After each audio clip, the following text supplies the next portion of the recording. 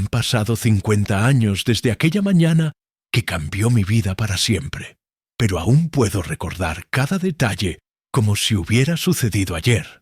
Era 1873, y yo era un joven vaquero de 22 años, trabajando en los ranchos del norte de México, cerca de la frontera con Texas. Mi nombre es Joaquín Herrera, y esta es la historia que nunca pensé que tendría el valor de contar. En esos tiempos, la esclavitud había terminado oficialmente, pero las deudas y las subastas de trabajadores seguían siendo una realidad cruel en muchas partes de nuestro territorio. Los patrones ricos encontraban maneras de mantener a la gente atada a sus tierras, especialmente a los indígenas y a nosotros, los de piel más oscura. Aquella mañana de octubre había llegado a San Miguel de Allende con una pequeña herencia que mi abuelo me había dejado. 200 pesos de oro, una fortuna para alguien como yo. Mi abuelo había sido un hombre sabio, descendiente de los antiguos pueblos de estas tierras, y antes de morir me dijo algo que nunca olvidé. Joaquín, el dinero es poder, pero la verdadera fuerza está en cómo decides usarlo. La plaza principal estaba llena de gente ese día. Comerciantes, hacendados, curiosos y desafortunados que habían llegado para presenciar la subasta mensual. Yo no tenía intención de quedarme mucho tiempo. Solo había venido al pueblo para comprar provisiones y continuar mi camino hacia el sur, donde había trabajo en las minas de plata. Pero entonces la vi subir a la tarima de madera improvisada en el centro de la plaza. Era una mujer de unos 30 años, alta y de piel muy blanca, con el cabello rubio, recogido en un moño apretado. Sus ojos azules miraban a la multitud con una mezcla de terror y desprecio que me resultó familiar. Había visto esa misma expresión en los rostros de muchos patrones blancos cuando me dirigían la palabra. «Señores», gritó el subastador, un hombre gordo con sombrero de copa. «Esta es Elena Whitmore, viuda de un comerciante americano. Debe 300 pesos por las deudas de su difunto esposo. Un año de trabajo cancelará su deuda. ¿Quién ofrece 100 pesos para empezar?» Elena levantó la barbilla con orgullo herido, pero vi cómo le temblaban las manos. Varios hombres comenzaron a hacer ofertas, y por los comentarios que escuchaba a mi alrededor, entendí que no tenían intenciones honorables con ella. Sus risas lascivas y sus comentarios vulgares me revolvieron el estómago. «¡150!» gritó un hacendado conocido por maltratar a sus trabajadores. «¡200!» ofreció otro hombre que reconocí como dueño de un burdel. Elena palideció aún más, si eso era posible. Fue entonces cuando escuché lo que cambió todo. Elena, en un momento de desesperación, gritó hacia la multitud: «Prefiero morir antes que ser comprada por un indio sucio o un negro salvaje. Soy una mujer blanca y decente». Sus palabras resonaron en la plaza como un latigazo. Algunos se rieron, otros asintieron con aprobación. Pero para mí, esas palabras despertaron algo profundo en mi pecho. No era solo rabia, era una oportunidad que mi abuelo habría reconocido inmediatamente. Levanté la mano y grité con voz clara y fuerte: «¡250 pesos!». La plaza se quedó en silencio. Todos los ojos se volvieron hacia mí. El vaquero moreno vestido con ropa sencilla, que acababa de ofrecer más dinero del que muchos de ellos verían en un año. Elena me miró con horror absoluto, y en ese momento supe que mi vida y la de ella nunca volverían a ser las mismas. El subastador, sorprendido pero satisfecho con la alta oferta, golpeó su martillo 3 veces. «Vendida al señor. ¿Cómo dijo que se llamaba?» «Joaquín Herrera», respondí, caminando hacia la tarima mientras sacaba las monedas de oro de mi bolsa de cuero. «Y es don Joaquín para todos ustedes». Los murmullos llenaron la plaza. Elena se tambaleó como si fuera a desmayarse, pero se mantuvo en pie, mirándome con una mezcla de odio y terror que me partió el corazón, no por ella, sino por todos los que habíamos sufrido esa misma mirada a lo largo de nuestras vidas. Mientras contaba las monedas de oro frente al subastador, pensé en mi abuelo y en sus palabras sobre el poder del dinero. Pero también pensé en algo más que él me había enseñado, que la verdadera venganza no siempre viene de la violencia, sino de mostrar a las personas quiénes realmente son cuando se enfrentan a sus propios prejuicios. Esa tarde, Elena Whitmore se convirtió oficialmente en mi trabajadora por un año, pero ninguno de los dos sabíamos que estábamos a punto de embarcarnos en un viaje que desafiaría todo lo que creíamos saber sobre la justicia, el perdón y la naturaleza humana. Mientras salíamos de la plaza bajo las miradas curiosas y escandalizadas de toda la gente, Elena caminando varios pasos detrás de mí, como dictaban las reglas, me volteé hacia ella y le dije las primeras palabras que intercambiaríamos como amo y trabajadora. Señora Whitmore, espero que esté preparada para aprender lo que realmente significa ser tratada como una persona inferior, porque durante el próximo año usted va a vivir exactamente como nosotros hemos vivido toda la vida. Sus ojos se llenaron de lágrimas de rabia, pero no dijo ni una palabra. Y así comenzó la historia más extraordinaria de mi vida. El camino de regreso a mi pequeño rancho fue el más silencioso de mi existencia. Elena cabalgaba en una yegua vieja que había comprado para ella, manteniéndose siempre unos metros detrás de mí, como era la costumbre. Durante las 3 horas de viaje, ni una sola vez intentó entablar conversación, y yo respeté ese silencio. Sabía que necesitaba tiempo para procesar lo que había sucedido. Mi rancho no era gran cosa. Una casa de adobe de 2 habitaciones, un corral pequeño para mis caballos, un pozo de agua y unos pocos acres de tierra, donde cultivaba maíz y frijoles para mi subsistencia. Era modesto, pero era mío, comprado con años de trabajo duro y ahorro constante.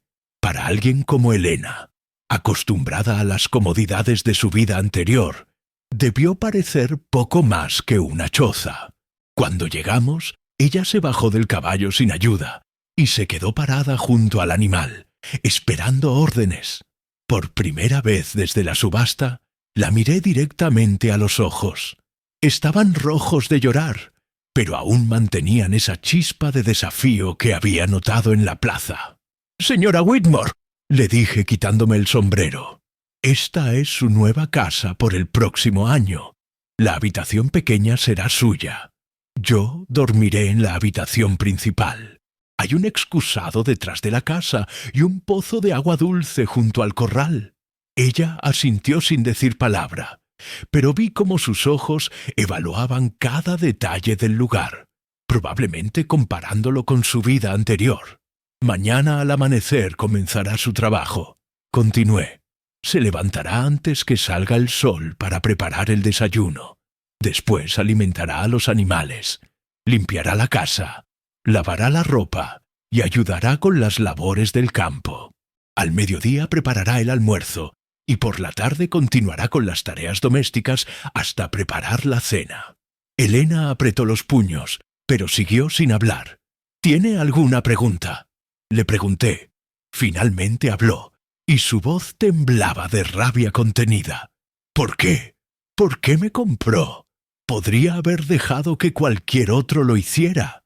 Me acerqué un paso hacia ella, sin intimidar, pero lo suficiente para que pudiera ver la seriedad en mi rostro. «Porque usted dijo que prefería morir antes que ser comprada por alguien como yo. Quiero que aprenda qué se siente ser juzgada por el color de su piel, en lugar de por sus acciones». Sus mejillas se encendieron de vergüenza y rabia. «Yo no soy racista. Solo estaba desesperada».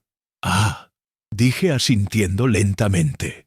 Entonces, cuando llamó a la gente como yo indios sucios y negros salvajes, ¿era solo desesperación? Interesante excusa. La he escuchado muchas veces. Elena no tuvo respuesta para eso, y por primera vez desde que la había visto, bajó la mirada al suelo. Señora Whitmore, continué con voz más suave, durante el próximo año, usted va a trabajar desde el amanecer hasta el anochecer, como lo hemos hecho nosotros toda la vida. Va a comer la misma comida sencilla que nosotros comemos. Va a dormir en un cuarto pequeño y modesto como los nuestros. Y va a ser tratada exactamente como nos han tratado a nosotros, como alguien cuyo valor se mide solo por su capacidad de trabajo.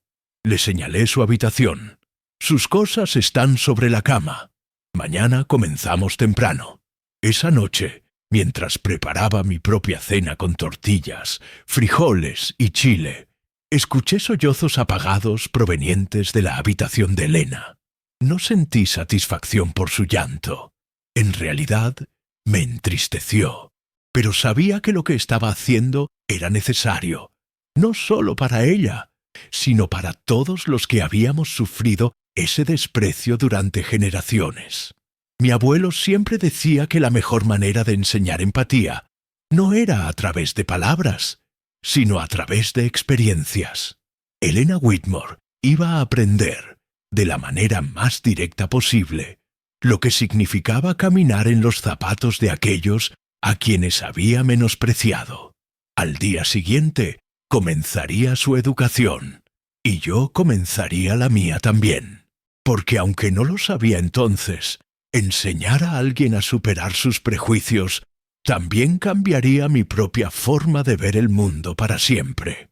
El primer día de trabajo de Elena fue un desastre total. Se levantó 1 hora después del amanecer, cuando yo ya había alimentado a los caballos y ordeñado a la única vaca que tenía. La encontré sentada en el borde de su cama, todavía en camisón, llorando silenciosamente. Señora Whitmore, le dije desde la puerta, son las 7 de la mañana. Debería haber estado trabajando hace 2 horas. Ella me miró con ojos hinchados. No sé cómo hacer nada de lo que me pidió. Nunca he cocinado en mi vida. Nunca he alimentado animales. En mi casa teníamos sirvientes para eso. Sus palabras fueron como una bofetada de realidad. Había estado tan enfocado en enseñarle una lección que no había considerado que literalmente no sabía cómo hacer el trabajo que le estaba exigiendo. Pero eso también era parte de la lección. Entonces aprenderá. Le dije simplemente, venga. Los siguientes 2 días fueron una lucha constante. Elena quemó las tortillas, dejó que se escaparan las gallinas, derramó la leche y se cortó las manos tratando de lavar ropa en el río. Cada tarea que para mí era natural, para ella representaba un desafío monumental. Pero lo que más me sorprendió fue que no se rendía. A pesar de los errores, a pesar de las lágrimas de frustración, seguía intentando. Su orgullo herido se transformaba lentamente en determinación testaruda. El 4.º día, mientras la veía luchar por encender el fuego para cocinar, decidí intervenir. «Está haciendo mal el nudo de la leña», le dije, acercándome. «Permíteme enseñarle». Elena se alejó inmediatamente. «¡No me toque!». La miré con calma. «Señora Whitmore, ¿cómo espera aprender si no acepta ayuda? Su orgullo es más importante que comer». Después de un largo momento de silencio, ella asintió a regañadientes. Le enseñé cómo acomodar la leña, cómo soplar suavemente para avivar las llamas, cómo cocinar frijoles para que no se pegaran. Durante esas horas, por primera vez desde su llegada, trabajamos juntos en lugar de como amo y trabajadora. «¿Por qué me está ayudando?», me preguntó mientras revolvía los frijoles. Pensé que quería humillarme. «No quiero humillarla», respondí honestamente. «Quiero que entienda. Cuando usted vivía cómodamente con sus sirvientes, nunca pensó en qué tan difícil era su trabajo, ¿verdad? Nunca se preguntó si merecían respeto por las habilidades que tenían. Elena se quedó callada por un momento. Luego asintió lentamente. Tiene razón. Nunca lo pensé así. Esa noche, por primera vez, cenamos juntos en silencio, pero sin hostilidad. Era un pequeño paso, pero era progreso. La primera semana terminó con Elena completamente exhausta, pero con las tareas básicas dominadas. Sus manos delicadas estaban llenas de callos. Su piel pálida se había bronceado por el sol, y su cabello perfectamente peinado ahora se recogía en una trenza práctica. ¿Siempre es tan difícil?, me preguntó una noche mientras se sobaba las manos adoloridas. Todos los días, le respondí, durante toda la vida, sin vacaciones, sin descansos, sin la opción de renunciar si no nos gusta. Elena miró hacia el fuego que había aprendido a encender. Nunca lo había visto de esa manera. Porque nunca tuvo que hacerlo, le dije suavemente. Ese es el privilegio de nacer en cierta posición. Pero ahora sí tiene que hacerlo. Y espero que eso le dé una perspectiva diferente. Esa fue la primera conversación real que tuvimos, y marcó el comienzo de un cambio que ninguno de los dos había anticipado. Para la tercera semana, Elena había encontrado un ritmo en el trabajo. Sus manos ya no sangraban al lavar ropa. Podía encender el fuego sin ayuda, y sus tortillas, aunque aún imperfectas, eran comestibles. Pero más importante que sus habilidades domésticas era el cambio sutil que había notado en su actitud. Una mañana, mientras alimentábamos juntos a los animales, vio llegar a mi vecino, don Sebastián, un hombre mayor que tenía el rancho colindante. Don Sebastián siempre había sido respetuoso conmigo, pero cuando vio a Elena trabajando a mi lado, su expresión cambió completamente. «Buenos días, Joaquín», me saludó, pero apenas miró hacia Elena. «¿Esa es la gringa que compraste en la subasta?» «Sí, don Sebastián. Ella es la señora Whitmore». Gruñó él, mirándola de arriba abajo como si fuera ganado. «Se ve fuerte. Espero que valga lo que pagaste por ella». Elena se tensó visiblemente ante el comentario, pero no dijo nada. Sin embargo, vi cómo apretaba los puños y cómo su rostro se enrojecía, no de vergüenza, sino de indignación. Después de que don Sebastián se fuera, Elena explotó. Escuchó cómo habló de mí, como si fuera un animal, como si no estuviera presente. «Sí», respondí simplemente, continuando con mi trabajo. «Lo escuché». «¿Y no le molesta?», preguntó ella, siguiéndome hacia el corral. Me detuve y la miré directamente. «Señora Whitmore, ¿cuántas veces habló usted de sus trabajadores domésticos como si fueran muebles? ¿Cuántas veces discutió sus defectos o cualidades frente a ellos como si no pudieran escuchar?» Elena se quedó paralizada. Su boca se abrió como si fuera a protestar, pero luego se cerró lentamente. Podía ver el momento exacto en que la realización la golpeó. Yo hacía eso, ¿verdad?», susurró. «Constantemente», confirmé. «Y ahora sabe cómo se siente». Esa tarde, Elena trabajó en silencio, pero era un silencio diferente. No era hostilidad o resentimiento, era contemplación profunda. Durante la cena, finalmente habló. «Joaquín», dijo, usando mi nombre por primera vez, «tenía razón sobre mí. Era racista. No creía que lo era, pero sí lo era». Su admisión me sorprendió. Había esperado resistencia por mucho más tiempo. ¿Qué la hizo darse cuenta?, le pregunté. Elena puso sus manos sobre la mesa de madera áspera que yo mismo había construido. Don Sebastián me habló exactamente como yo le hablaba a María, mi empleada doméstica. La misma condescendencia, el mismo desprecio casual. Y cuando lo sentí dirigido hacia mí, Se estremeció. Fue horrible. Ahora imagínese sentir eso todos los días de su vida. Le dije suavemente. Elena asintió, y por primera vez, sus ojos se llenaron de lágrimas no de autocompasión, sino de algo que parecía ser genuino arrepentimiento. ¿Cómo puede perdonar algo así?, me preguntó. ¿Cómo puede ser gentil conmigo después de las cosas terribles que dije? La pregunta me tomó por sorpresa. Mi abuelo me había enseñado sobre el perdón, pero siempre en términos abstractos. Nunca había tenido que perdonar a alguien que me había herido tan directamente. ¿Por qué?, dije después de un largo momento. El odio solo engendra más odio. Si quiero que usted cambie realmente, tengo que mostrarle que existe otra manera de vivir. Esa noche, Elena me ofreció algo que no esperaba. Se disculpó.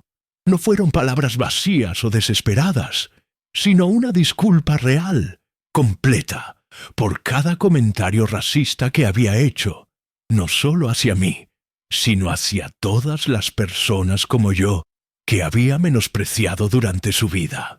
Fue el momento en que me di cuenta de que mi experimento estaba funcionando, pero también el momento en que comencé a ver a Elena no como un símbolo de todos mis opresores, sino como un ser humano individual capaz de crecimiento y cambio.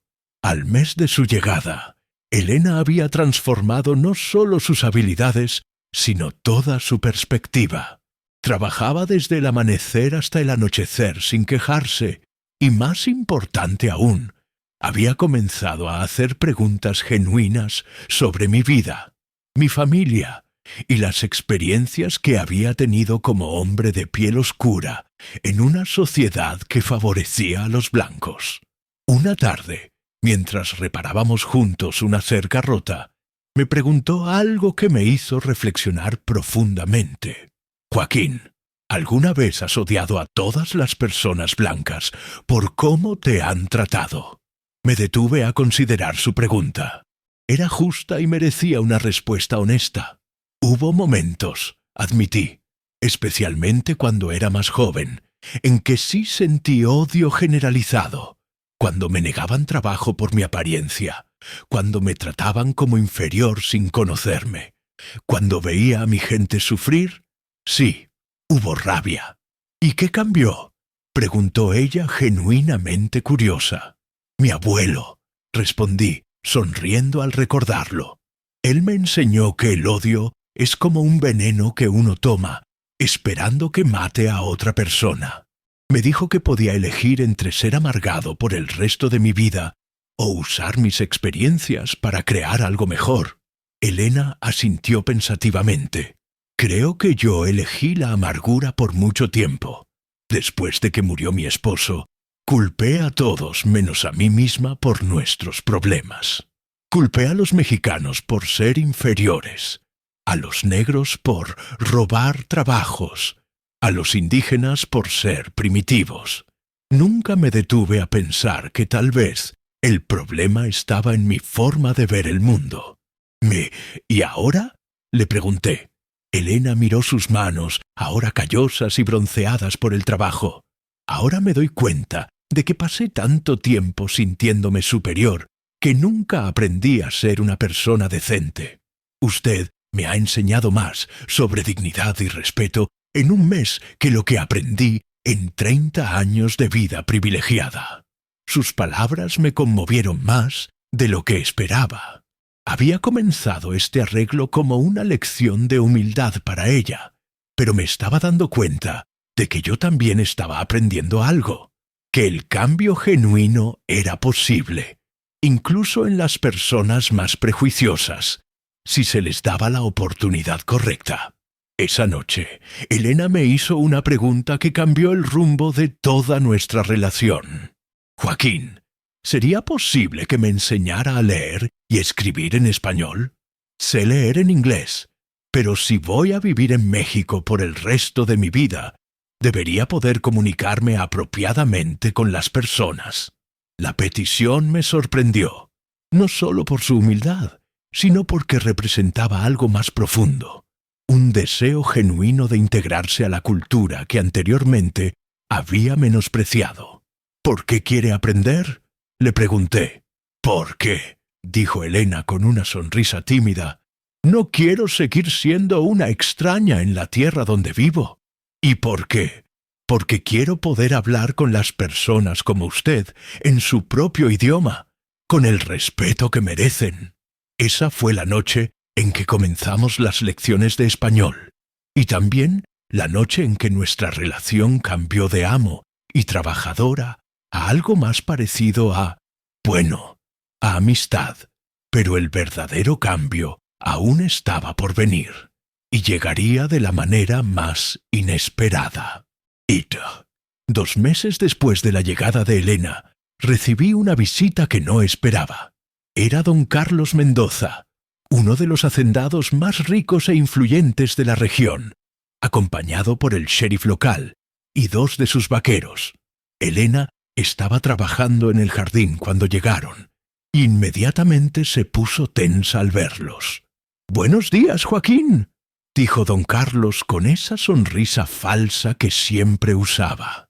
«Vine a hacerte una propuesta sobre tu adquisición». Salí de la casa secándome las manos en un trapo. «Buenos días, don Carlos. ¿En qué puedo servirle?». «Bueno», continuó él, mirando hacia Elena con ojos hambrientos, «he escuchado que has estado entrenando muy bien a la gringa. Mis amigos en San Antonio están dispuestos a pagar muy bien por una trabajadora doméstica experimentada y dócil». Sentí que la sangre se me helaba en las venas. Elena había dejado de trabajar y nos estaba escuchando, con el rostro pálido de terror. «La señora Whitmore no está en venta», respondí firmemente. Don Carlos se rió.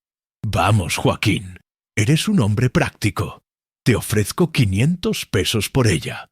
Es más del doble de lo que pagaste».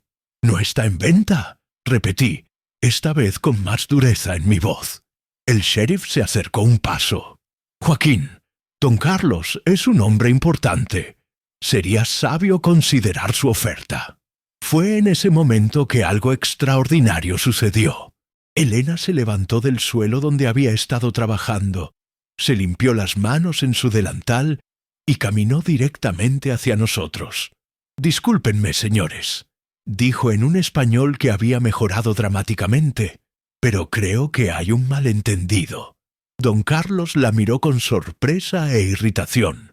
«No te dirigí la palabra, mujer». Elena levantó la barbilla con esa dignidad que había aprendido a reconocer en ella. «Pero yo sí me dirijo a usted, señor. Y le quiero decir que no soy un objeto que se puede vender o comprar. Soy una persona y elijo quedarme aquí, trabajando para don Joaquín». La expresión de don Carlos cambió de sorpresa a furia. «Tú no tienes elección. Eres propiedad hasta que se pague tu deuda». «Mi deuda», dijo Elena con voz clara y fuerte, «ya está pagada.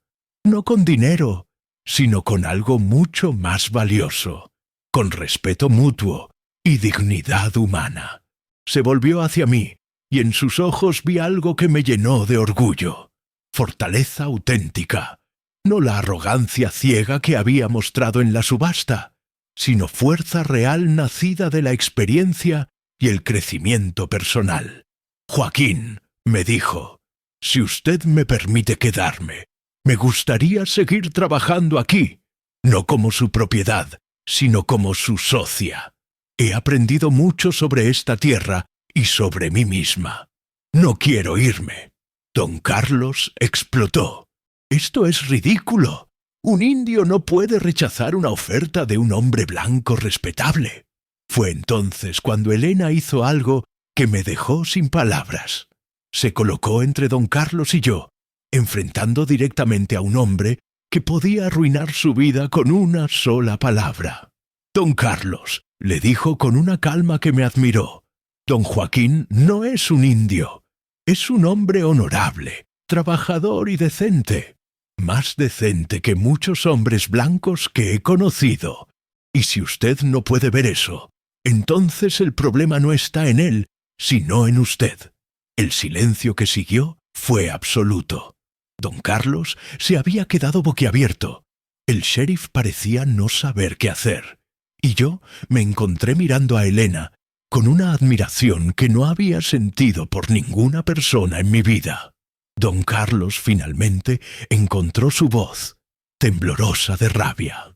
Esto no se quedará así. Ningún indio me va a rechazar y ninguna mujer blanca va a defenderlo. Se dio la vuelta bruscamente y se montó en su caballo. «Sheriff, esto es un escándalo. Quiero que investigue si este arreglo es legal». Después de que se fueron, Elena y yo nos quedamos solos en el patio. Por un largo momento, ninguno de los dos habló. «Elena», le dije finalmente, «¿se da cuenta de lo que acaba de hacer? Don Carlos es un hombre poderoso. Puede causarnos muchos problemas». Elena sonrió, pero no era la sonrisa nerviosa que había visto antes. Era una sonrisa de alguien que finalmente había encontrado su verdadero valor. «Joaquín», me respondió, «durante 2 meses usted me ha enseñado lo que significa tener dignidad real. Hoy fue mi oportunidad de demostrar que aprendí la lección». Esa noche, mientras cenábamos juntos como habíamos hecho durante semanas, supe que algo fundamental había cambiado entre nosotros. Ya no éramos amo y trabajadora, ni siquiera maestro y estudiante. Éramos 2 personas que se habían encontrado en las circunstancias más improbables y habían descubierto algo valioso en el proceso. Los problemas que don Carlos había prometido llegaron más rápido de lo que esperaba. A la semana de su visita, el sheriff regresó con documentos oficiales, cuestionando la legalidad de nuestro arreglo laboral. Varios comerciantes del pueblo comenzaron a negarme crédito, y corrieron rumores de que Elena y yo teníamos una relación impropia que escandalizaba a la sociedad decente. Pero Elena enfrentó cada desafío con una fortaleza que me asombraba. Cuando las mujeres del pueblo la trataban con desprecio en el mercado, ella respondía con cortesía, pero sin humillarse. Cuando algunos hombres hacían comentarios vulgares sobre nuestra situación, ella los ignoraba con dignidad. Una tarde, mientras trabajábamos juntos reparando el techo de la casa, me contó algo que me hizo entender completamente su transformación. «Joaquín», me dijo mientras sostenía una viga de madera, ¿sabe cuál fue el momento exacto en que cambió mi perspectiva sobre todo? «No», respondí, genuinamente curioso. «Fue el día que don Sebastián me habló como si fuera un animal. En ese momento, por primera vez en mi vida, entendí visceralmente lo que significaba ser vista como inferior. Y me di cuenta de que yo había hecho sentir eso a cientos de personas durante toda mi existencia». Elena dejó la viga en su lugar y me miró directamente. Pero lo que realmente me cambió no fue sentir esa humillación. Fue ver cómo usted reaccionó ante ella. Usted no se burló de mi indignación. No me dijo que me merecía ese trato. En cambio, utilizó ese momento para enseñarme algo sobre empatía. «¿Y qué aprendió?», le pregunté.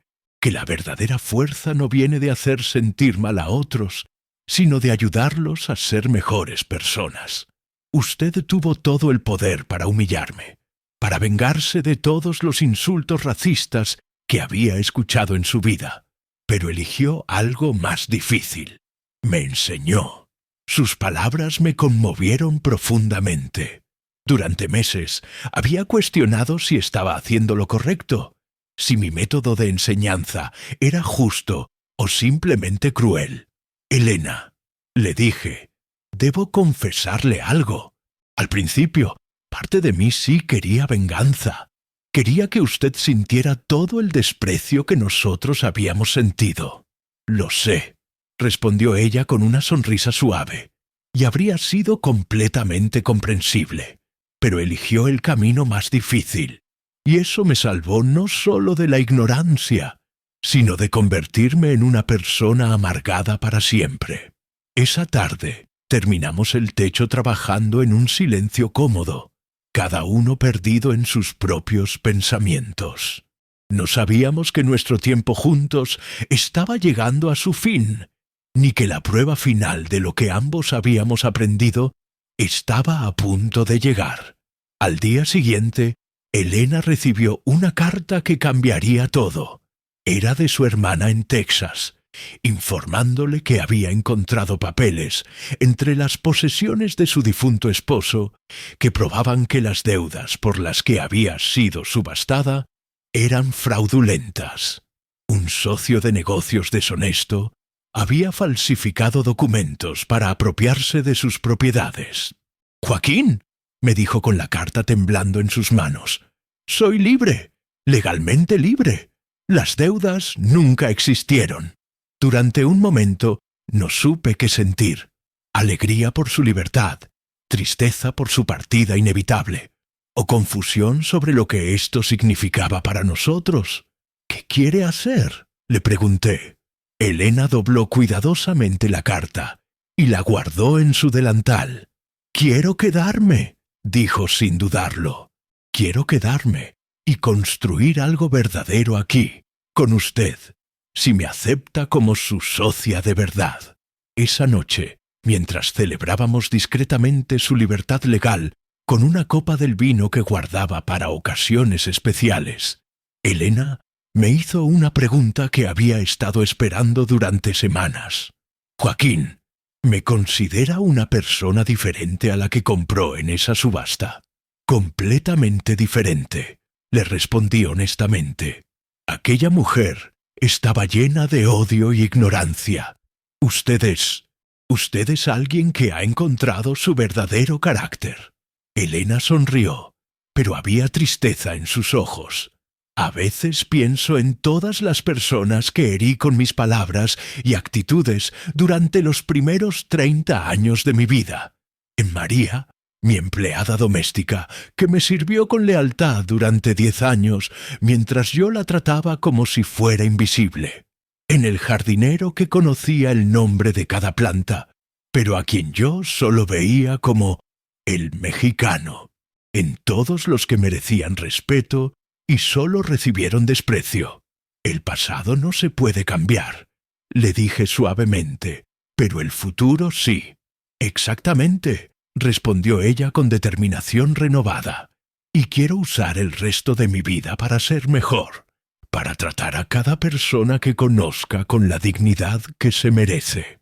Sí, esa fue la noche en que tomamos la decisión que escandalizaría a toda la región: convertirnos en socios legales en el rancho, 2 personas de diferentes razas y orígenes trabajando juntas como iguales en una sociedad que consideraba tal cosa imposible. Al año siguiente, nuestro rancho se había convertido en el más próspero de la zona. Elena había demostrado tener un talento natural para los negocios, y juntos habíamos desarrollado técnicas de agricultura y ganadería que otros rancheros envidiaban. Pero más importante que el éxito económico era el ejemplo que estábamos dando: que las personas podían cambiar, crecer y encontrar respeto mutuo, sin importar sus diferencias. Don Carlos nunca perdió la oportunidad de causar problemas, difundiendo rumores maliciosos y tratando de boicotear nuestros negocios. Pero para entonces habíamos ganado el respeto de suficientes personas decentes que sus esfuerzos tenían poco efecto. Una tarde, 5 años después de aquel día en la subasta, estaba trabajando en el corral cuando vi una figura familiar acercándose por el sendero. Era Elena, pero regresaba del pueblo con una expresión en el rostro que no había visto en mucho tiempo. «Joaquín», me dijo al llegar, «acabo de tener la conversación más extraordinaria». Me acerqué, intrigado por su expresión mezcla de asombro y satisfacción. «Resulta», continuó, «que don Carlos está en problemas financieros serios. Ha perdido la mayoría de sus tierras por malas inversiones y está buscando trabajo». «¿Y?», pregunté, aunque tenía la sensación de que sabía hacia dónde iba la historia. Elena sonrió con esa sonrisa que había aprendido a amar, sin malicia, pero con una comprensión profunda de la ironía de la vida. Me pidió trabajo, dijo simplemente. El mismo hombre que hace 5 años quería comprarme como si fuera ganado, me pidió humildemente si podía trabajar en nuestro rancho. ¿Y qué le respondió?, pregunté, aunque ya conocía la respuesta.